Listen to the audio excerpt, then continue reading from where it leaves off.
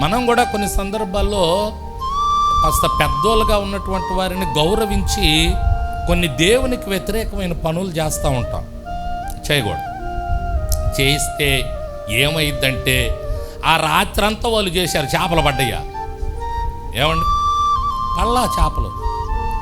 కాబట్టి వారు పెద్దవారైనా చిన్నవారైనా వారు ఎవరైనా, సాక్షాత్తు మన తల్లిదండ్రులైనా మన గురువు అయినా పాష్ గారైనా చివరికి పాష్ గారైనా దేవునికి వ్యతిరేకంగా ఇదిగో ఇది చెయ్యండి లేకపోతే ఇది చేద్దాం అన్నప్పుడు మనం ఏమనాలి అంటే వద్దండి, చెయ్యకూడదండి, ఆ విధంగా చెయ్యొద్దండి అనాలి. కానీ సరే పదండి పెద్ద ఆయన చదువుతున్నాడు కదా అని ఆయన మీద ప్రేమతోనో ఆయన మీద భక్తితోనో మనం వెళ్ళామనుకో ఏమీ పొందుకోలేము మనం ఆశీర్వాదాలు.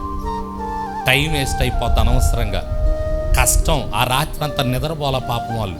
చేపలు వల లేస్తానే ఉంటారు, లాగుతున్నారు, ఒక్క చేప పడట్లా. ఇంకోటి ఏంది, వాళ్ళందరికీ చేపలు పట్టే అవగాహన ఉంది. వాళ్ళందరూ ఒకప్పుడు చేపలు పట్టిన వాళ్ళే. కానీ ఎంత చేపలు పట్టిన వాళ్ళైనా ఎన్నిసార్లు వలలేసినా కూడా చేపలు గలీలియా సముద్రం మొత్తం తిరిగారు. బాయ్ తోమా, నాకు బాగా తెలుసు, ఇదిగో ఇక్కడ కాదు, కొంచెం ముందుకు బా, అటు వెళ్దాం, అక్కడ పడతాయి అని పేతురు అడు తీసుకెళ్ళి ఉంటాడు. తూర్పు దిక్కుకు తీసుకెళ్ళి ఉంటాడు, ఉత్తరం దిక్కుకు తీసుకెళ్ళి ఉంటాడు, దక్షిణం దిక్కుకు తీసుకెళ్ళి ఉంటాడు.